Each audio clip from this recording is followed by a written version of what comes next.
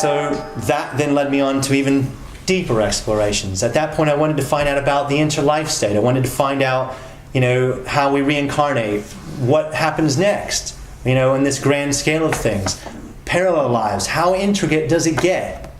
Again, I was in my lounge one morning, doing the OB stuff, and another energy tunnel opens up on this particular experience, and I go through the tunnel again, and I'm deposited into this small, what Americans would call quaint little village. And it had an English air about it. It looked like English housing, little pond with a roundabout, a couple ducks. I was like, this is interesting. It was a little consensus reality. So just a baby of a bigger, just like of any village you'd go to on this level reality. And so I was curious, how did it get here? How did it first arrive in this place?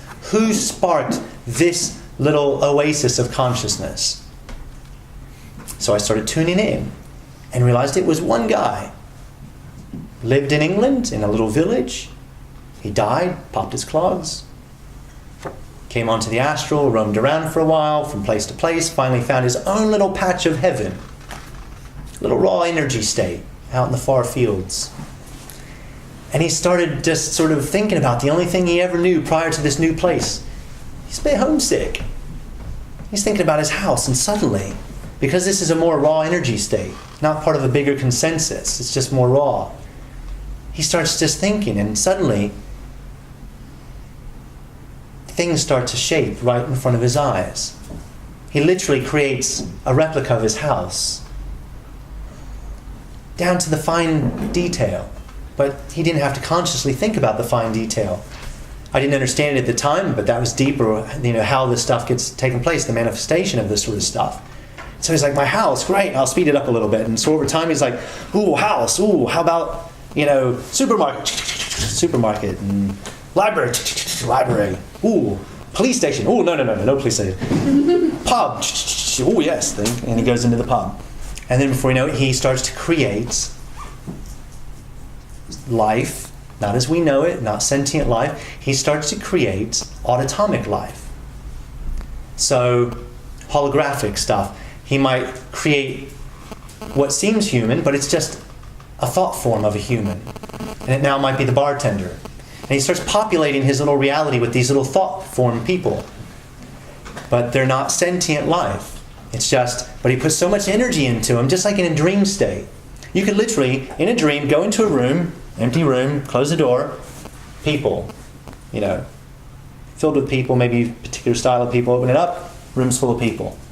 That's how powerful dream states are. And this guy has his own patch of the astral, so it's under his command in a way. It's very thought-responsive stuff, so it starts to take form and shape based on his requirements, his desires. Once he was away and running with the fairies, realizing he had this ability to do this, he created and created and created. As you're tuning into it more, eventually other people would stumble across it who had no particular flag to wave on the astral. And maybe the first guy came along and the guy said, oh, look, I've got a guest house, you can stay in there, or if you want to hang around a bit, there's a patch of land over there, why don't you build yourself something? And the guy said, I just started thinking about stuff like where I came from, and these things would appear. And so he goes, maybe you think about the house you had, and I could just imagine this first guy coming and being offered this and thinking, what the fuck, if I could create anything, would I create my own little house with semi-detached, I can create a mansion. So, other people start coming into his little environment, and they start adding their energy to it. And before you know it, they've got a thriving little village on their hands. Because it's a little space that people are building together, gives them a little sense of community, and maybe they're creating some sort of dynamic energy that complements each other. And there's a bit of harmony created there. So I land in this place, and I'm getting all this feedback of how it came to be. Just a small consensus environment. And then I locked my eyes on the pub, and I was thinking, ooh, I'm going to go and interview the dead. I mean, obviously I knew they weren't dead, but I'm just thinking, sort of in that way. So I go in, and first I started to observe people walking up to the bar. I clocked the bartender. I was like, ooh, he's not real. He's just a thought form interacting within this consensus reality. It's like, that's really interesting. And they're maintaining that individual, the collective. It's like, that's really fascinating. But they're putting energy on this individual. they're all putting their energy on it. And this individual, kind of like if you've ever seen the Star Trek series, the one Voyager, Star Trek Voyager, where they have the holographic doctor, and he starts creating little subroutines for himself so he can experience different things outside his original parameters. Well, this bartender was like having people lump their energy on him. They would expect certain things. If they go up to the bartender had a personality to suit them. And so they all had this bartender sort of bending over backwards to suit them in their own particular little ways. They'd go up to the bar and instantly there's a drink and not money actually is being exchanged. They're like, are they really seeing this? Or are they so conditioned for it now that they don't see what's taking place, how effortless some of this is for them? Nothing's actually being exchanged. It's just all thought and boom, things happen. And so I'm walking around now and I'd sit down and I started talking to one guy. I said, so tell me, what was your life like before you came here? And kind of looked at me strange and I said, when you were on Earth, before you died. And he gave me this strange look, as if, I had a booger running down, some snot or whatever. And I was like, what's his problem? And he just gave me a funny look, so I got up. He just wasn't in a talking mood, I guess, and went to the next person. Same sort of line of questioning. Got a similar reaction. This guy's sort of a bit more audible. He goes, what the hell are you talking about? I'm not dead. I haven't died. It's like, why does this guy tuned into his head but you used to live so-and-so and blah, blah, blah, blah. No memory of any of this stuff. And I was like, how can these people not have a memory of the fact that they used to be earthlings on a physical, material world? They're not breathing air anymore. How can they not know this? And so before I knew it, there was this atmosphere being created that I was creating because I was the outsider. I was from a different dimension of reality, used to certain mechanics, and this is different stuff. And I thought, I got to get out of here. These people are going to lynch me in a minute. So I started to walk away, leaving the pub, and this woman races up to me. Wait. I've got to tell you something. And I was like, what? And she's like, I always suspected this. And I was like, suspected what? She's like, well, there's a few of us. We keep it quiet. And there's this one guy in particular, and he's got all these weird ideas. And we come together and we have these little informal meetings and we talk about experiences where we go to sleep at night. I was like, go to sleep at night? You sleep at night? Yeah, we sleep at night. Really? Oh, okay. And we have these dreams. I'm like, you have dreams? Yeah, we have dreams. I'm like, they have dreams on the astral and they sleep on the astral. I was like, oh, that's interesting. And she says, but sometimes we have these experiences that don't seem like dreams. It's like we're really somewhere else. And I'm like, oh, that sounds familiar. And I'm like, holy shit. They're creating these new belief systems on another level of reality, which seem to be ringing bells, back on Earth. And I'm like, this is crazy. And so I'm learning all this stuff, and I was thinking, how did I get here? I thought, oh yeah, it was an energy tunnel. I didn't trigger this. I didn't bring myself here. I didn't know this place existed. And it wasn't until I got back in my body that I realized. So these little energy sort of tugs, we get on our energy sometimes, or these vortexes that open up and we go through them. This is guidance. We are being sort of put on autopilot and we're being taken somewhere. And so my guides, or her guides on this occasion, probably her guides in collusion with my guides, dropped me in this location. Maybe it was her time to realize that there's something even more to this than what this one guy and their little meeting sort of discusses. It's like us. How many synchronicities do we have in our life that take us from a certain level of beliefs and understanding, to B, to another level of understanding, to C, and on and on and on. And for me, on that moment, I served as a conduit for her to deepen her understanding of reality. And she fucking deepened mine big time. People sleeping, dreaming, having out-of-body experiences? No! How does that even happen on the astral? They're just energy bodies. What are they doing?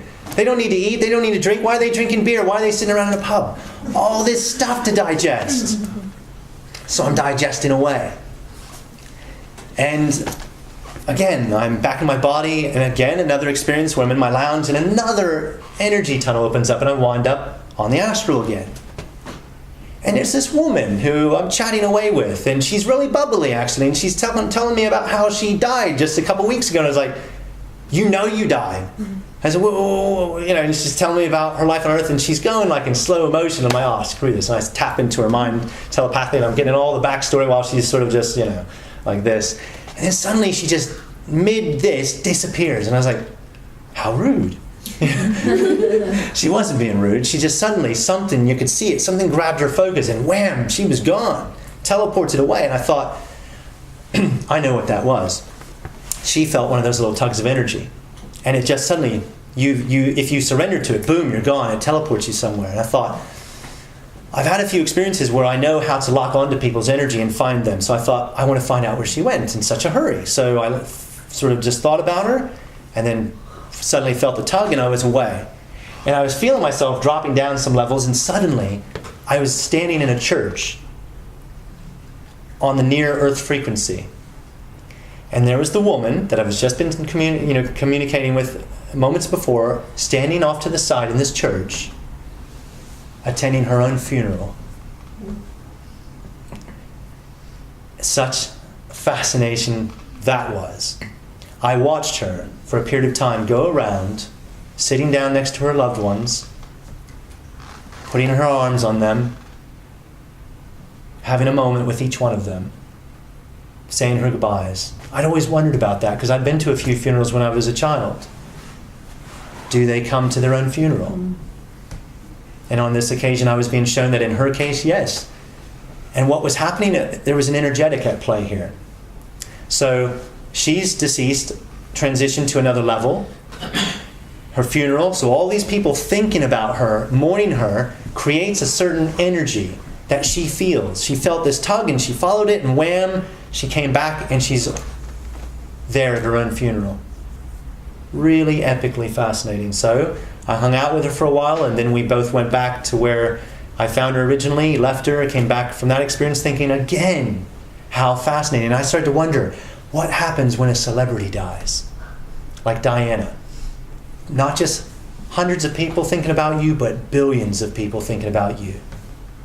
So the next time I got out of body and I came across one of these individuals that were regulars in my experiences, and I call guides these days, I asked what happens to these celebrity types who die and billions of people are aware of them and care for them or have some sort of energy for them, and everybody's mourning them across the world, like Diana. And the guide said, special circumstances, we shield them from the energy. Otherwise they'll be like a pinball being shunted all over. And they said in special cases we'll shield that energy. And I could imagine again when Michael Jackson died, the energy outpouring from this planet that would have impacted Michael on another level of reality. If he wasn't shielded from that, could you imagine the energy he would feel from billions of people? Here on this level of reality, he feels the media side of it. He feels the fan attention in different ways. But he's not getting this full-on telepathic energetics. There he would have done. So again, really interesting learning. So the learning goes on and on and on. I had a student, and this really showed me something different.